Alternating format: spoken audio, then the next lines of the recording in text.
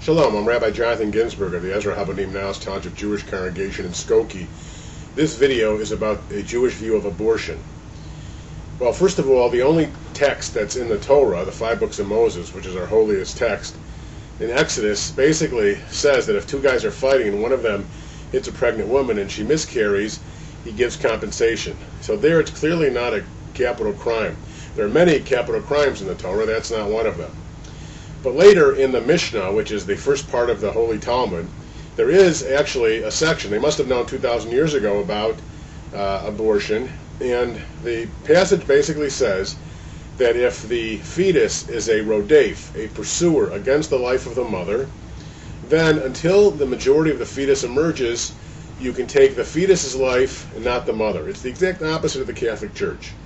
Judaism believes that if the fetus is threatening the mother's life, that when you weigh the two lives, a full human being versus, who may have to take care of other children, versus a not yet full human being, that you weigh the life of the mother as priority. However, the Mishnah goes on to say, once the majority of the fetus emerges, and then it's a full human being in that defined context, then you can't decide which life is more valuable, and they have to let nature take its course. You're not allowed to kill the fetus then to save the mother.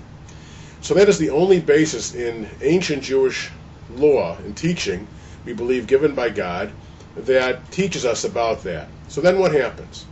Over the course of centuries, when you get to the late Middle Ages, in the 1700s, there was a case where a woman came to a rabbi and said that this fetus is threatening my mental life, my mental well-being, to an extreme point of view. And one thing to know in general, that everything in Jewish law is case by case. You can't really apply broad stroke principles. You have to look at the specific facts, just like in American law today. So in that specific case, Rabbi Jacob Emden ruled that there could be a therapeutic abortion to save the mental health of the mother. And so it's possible then that there are cases where emotional distress can lead to the justification for abortion. And you might give those cases to extreme emotional duress, like cases of rape and incest. And our rabbis have even extended it now to cases where you know early on the baby will suffer a horrible death, perhaps like Tay-Sachs, therapeutic abortions. However, there's no permission in the tradition for abortion on demand.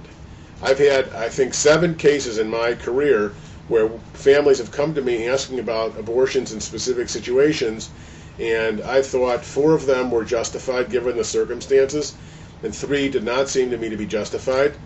What they did is their decision. Now, you may be wondering why then are so many Jewish organizations pro-choice. In fact, Rabbi Unterman, a former chief rabbi of Israel, said that abortion is akin to murder. So why are Jewish groups at such odds with it? Well, it could be that they're not familiar with Jewish law, but I think more is this idea, that, for example, if Jewish law is in direct conflict with Catholic teaching, like the case of the mother and the fetus, we don't think it's right for 9 strangers who are not familiar with our understanding of what God wants from us and demands from us to make decisions for the whole country on this kind of issue.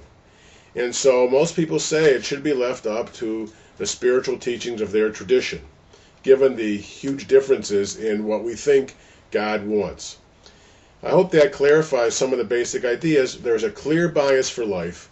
We desperately want to protect that innocent little fetus. Don't think people should be having abortions just because they can't afford another college tuition or whatever. But obviously there is in the tradition an understanding that in certain limited circumstances it is permissible.